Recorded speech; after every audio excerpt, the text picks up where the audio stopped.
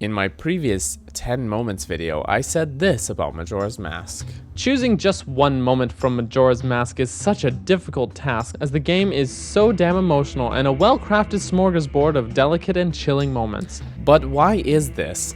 And why is this game, a game that was initially received very poorly and didn't sell very well either, so revered now as one of the greatest entries into one of the most beloved franchises in gaming history?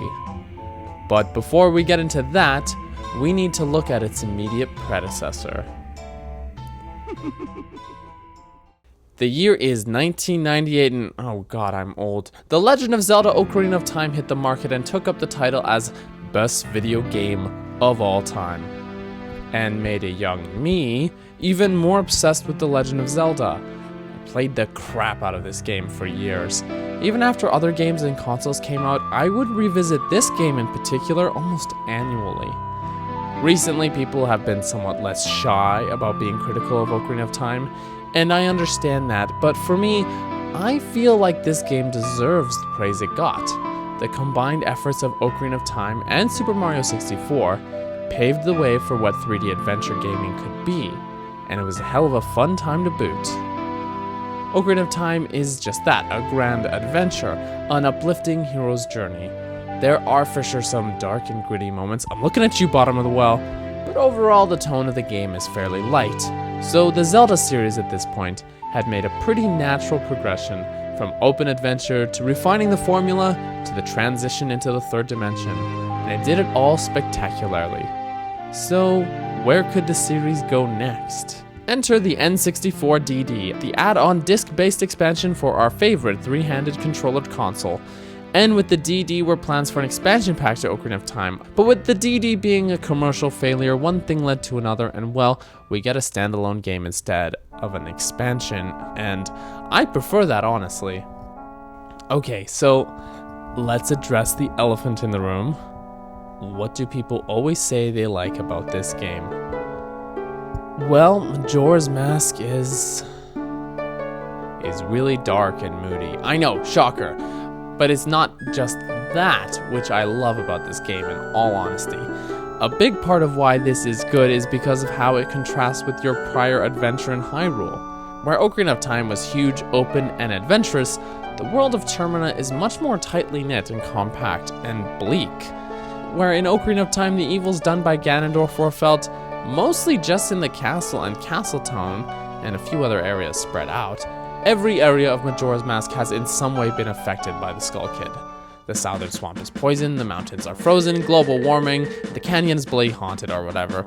Now, this is not to say that Ganondorf's evil influence is not present in Ocarina of Time, but it doesn't capture the same sense of urgency and danger that is achieved in Majora's Mask. This is again of no fault to Ocarina of Time, just something Majora's Mask does better. There's a very literal looming danger. We gotta talk about the moon now. The moon in Majora's Mask is there. It's up there all the time. No matter where you go in the game, it's hanging overhead, reminding you of the stakes in this game. Again, literally.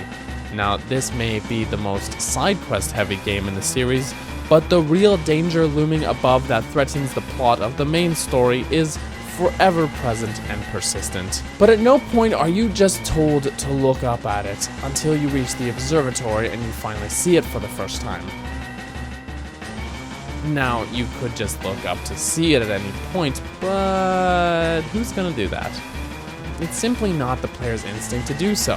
When you finally do see it though, it's very jarring. I mean, just look at that face. Now, this point is really only valid on your first playthrough of the game, but its brilliance stands up well nonetheless. But this game adds that sense of gloom and impending doom in every way possible. Compare the music for two thematically similar areas between Ocarina of Time and Majora's Mask. When you first trek into Lake Hylia, you get the familiar optimistic Hyrule Field theme. This song is evocative of adventure and triumph.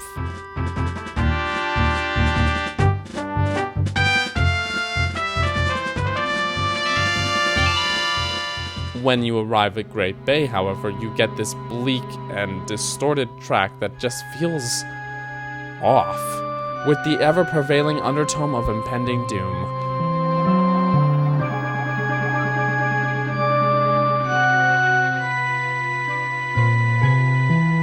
Granted, this song is heard in the swamp, mountain, and canyon areas too, but it's remixed differently in every area to suit that particular area's brand of depression. But Daniel, I hear you saying, the gloom and doom isn't a big deal because you can travel back in time at any point. And yes, you can. In fact, this game uses the Ocarina of Time in a bigger and better way than the game that is named after it. In Majora's Mask, time is in your hands. You can slow it down, skip ahead, or go back in time. The problem is that what progress you can take back in time with you is limited. For example, say you take on the very infamous and long Anju and Cafe side quest. At the end of it, you get to reunite the happy couple, but by that point, it's in the final hours of the game. The moon is crashing, and the world is about to end. Together? What is this shit? Are you trying to make me cry? But anywho, you get your reward, you go back in time, and now that's all undone. You left it behind, and they won't remember meeting you. Save the monkey from public execution? Nope. Rescue Lulu's eggs from pirates? Not anymore. Save the old bomb shop lady from getting mugged? Nada. And because time is a funny thing, often doing one side quest is mutually exclusive to another. What makes it all more sad is that all these characters are written so well. With our 3-day schedule, every NPC is given a schedule that they adhere to. So you get this Groundhog Day sort of deal where you can learn where everyone is and what they're doing on their schedule and influence these events. It's deeper gameplay than we've ever had in the Zelda series up until this point, and we've honestly only scratched the surface of this game. We haven't even talked about the writing, dungeon design, item usage, the extra challenge, and the fact that Link already did all this, so we feel like a cool and experienced hero at the start of the game. The masks, especially the transformation masks, and these are all very good additions to the game. But really, what I feel is most important, and what makes Majora's Mask so important to the franchise, is the way the game makes you feel. If you're looking for a grand adventure where you triumph evil, I'd recommend visiting the majority of other games in this series. But if you want a more emotional and personal experience, where you get to interact with and talk to very real people, then I'd say to give Majora's Mask a whirl. You may just find it to be the most engaging game among them all. At least, for me, it hits me in the feels every damn time.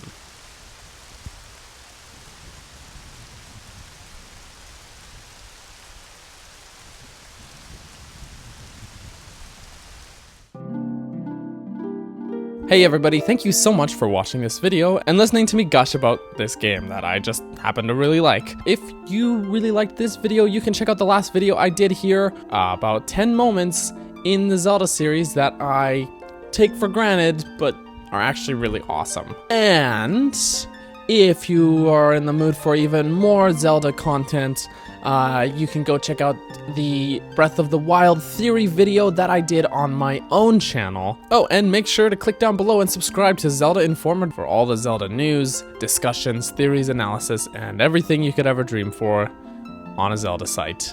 Great, thanks again for watching guys, and have a wonderful day.